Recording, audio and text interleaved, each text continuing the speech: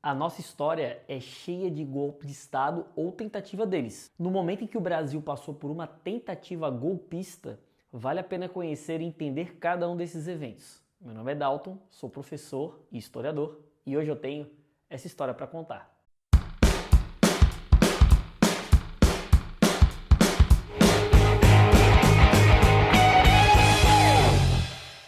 Galera, primeiro eu quero agradecer muito pelos meus 20 mil inscritos que o canal acabou de bater. Realmente é algo bem significativo para mim. Jamais imaginei chegar nesse número. Obrigado mesmo por me acompanhar.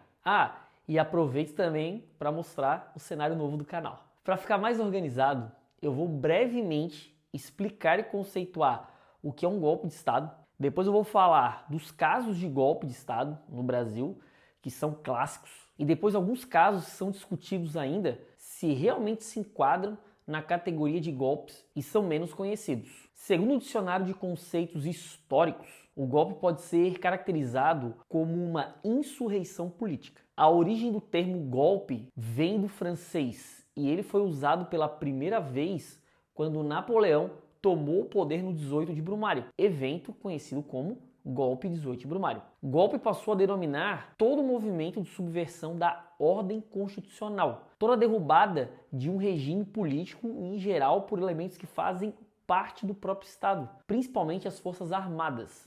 Existem várias expressões usadas como sinônimos de golpe de Estado, como pronunciamento ou quartelada, muito usada aqui na América Latina, que é o golpe militar clássico, ou Putsch, na Alemanha, termo que é usado para quando a gente tem um golpe militar com finalidade política. Porém, nem todo golpe é militar. O golpe branco, por exemplo, ocorre quando grupos políticos e sociais usam pressão para forçar uma decisão governamental ou derrubar um governante. Sabendo desse conceito, vamos para os casos então. O primeiro caso é bem conhecido e é o famoso golpe da maioridade, já no período do Império. Você pode até se perguntar, no período colonial ou no período joanino, não teve golpe de Estado ou tentativa de golpe? E a resposta é não, porque para se caracterizar como golpe de Estado precisa ser um movimento realizado contra uma Constituição. E a nossa primeira Constituição é justamente de 1824, que é já no período do Império. Originalmente, Dom Pedro II deveria assumir em 1843, ano que completava 18 anos.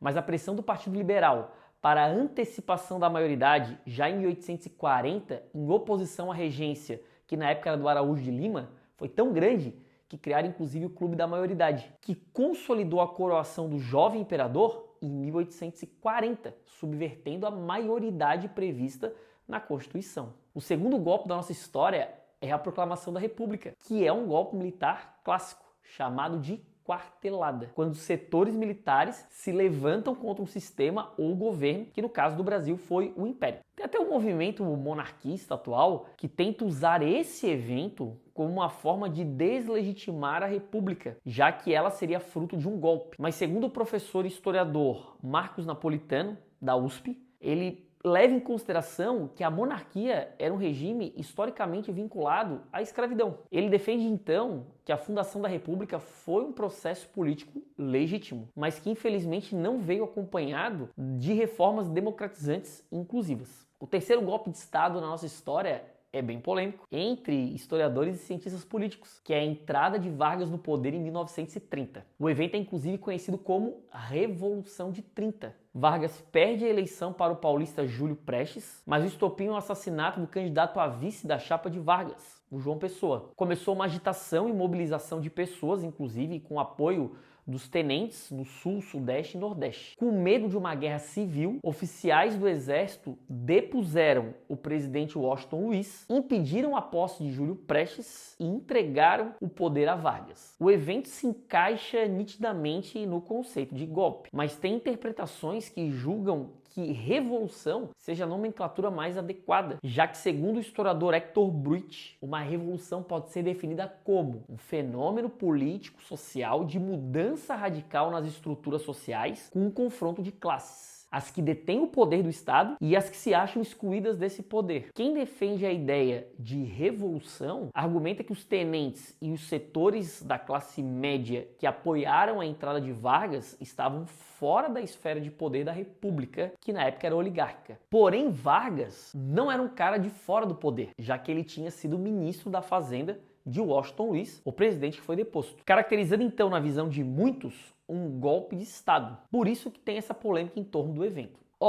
E só para deixar bem claro as distinções de golpe e revolução, vários historiadores acabam usando a seguinte lógica: quando a mudança política é feita por grupos que participam ou exercem algum cargo de poder no Estado, é um golpe. Já quando a mudança política é por grupos que estão fora do aparato estatal, é uma revolução. Por isso a entrada de Vargas no poder é tão discutida. O quarto evento de golpe na nossa história também é durante o governo Vargas, no denominado Estado Novo, onde através da descoberta de um suposto plano para a dominação comunista no Brasil, você já ouviu isso alguma vez na vida? Eles estabeleceram o famoso Plano Cohen, que era um plano falso.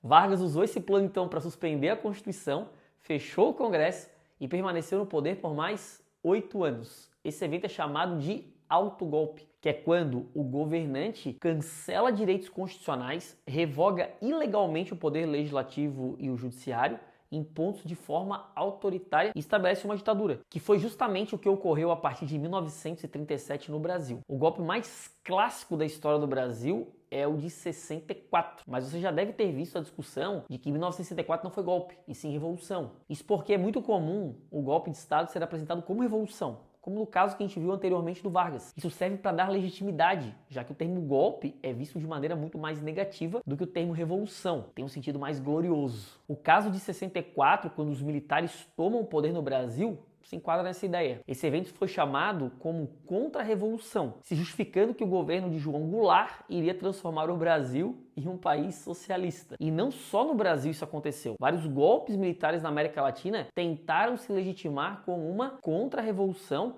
que serviria para barrar uma revolução socialista. Mas não é bem assim. As análises de fontes da época, feitas por historiadores, mostram que não existia uma revolução socialista em curso, sendo esses golpes desferidos contra a própria democracia. Outro ponto que merece atenção é que o golpe de 64 foi conduzido pelo alto comando das Forças Armadas, e seus principais líderes tinham postos ligados ao alto escalão da República. Então esse evento histórico corresponde com a definição de golpe de Estado, já que ele é orquestrado por grupos que já estão em cargos de poder dentro do Estado. Um argumento muito usado por alguns que ainda têm dificuldade de aceitar, ou mau caratismo mesmo, é afirmar que houve participação popular em 64. E sim, de fato houve participação. As fontes mostram isso. Tiveram setores sociais que apoiaram inclusive a Marcha da Família com Deus pela Liberdade, um dos maiores eventos contra o governo de Jango na época, que chegou a reunir quase 1 milhão de pessoas no Rio de Janeiro. Mas essas camadas populares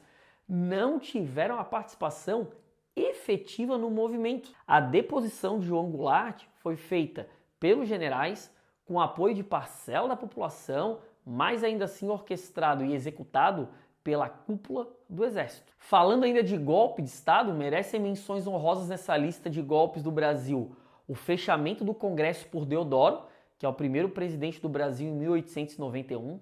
Esse evento se enquadraria no conceito de autogolpe, mas muitos questionam se foi um golpe de fato ou se foi só uma tentativa. Deodoro acabou renunciando e quem assume é Floriano, que pela Constituição deveria convocar novas eleições, e ele não convoca. Permanece no poder e esse evento pode ser considerado um autogolpe. Só para vocês terem noção como a história do Brasil, desde o começo da República, já é marcada por golpes e tentativas de golpes. Temos também a renúncia de Vargas em 45, depois de pressão das Forças Armadas, o que caracteriza um golpe branco.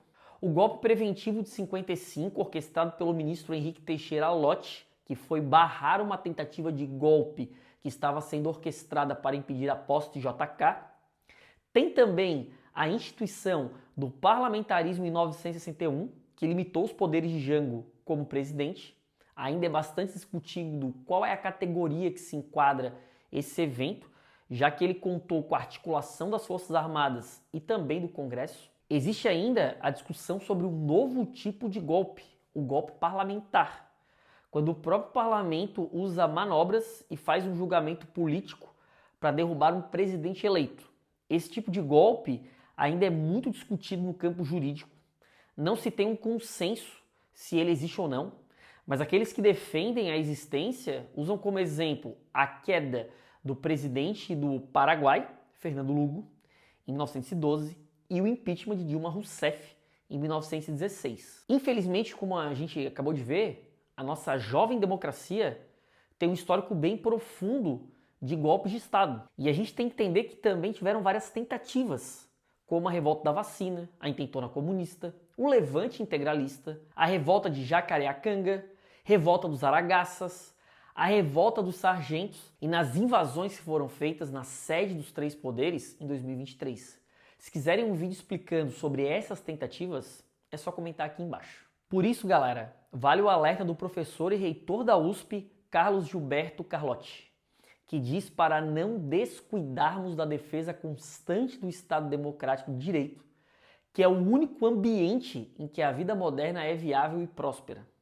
Para quem quer se aprofundar no assunto, eu vou deixar a bibliografia e os artigos que eu utilizei aqui na descrição do vídeo. Espero que você tenha gostado desse vídeo. Deixe seu comentário para dar aquela força. Se inscreve no canal, que é a maior retribuição para o meu trabalho aqui no YouTube. Me acompanhe também no Twitter e no Instagram. Eu fico por aqui. Até o próximo vídeo. Valeu, galera!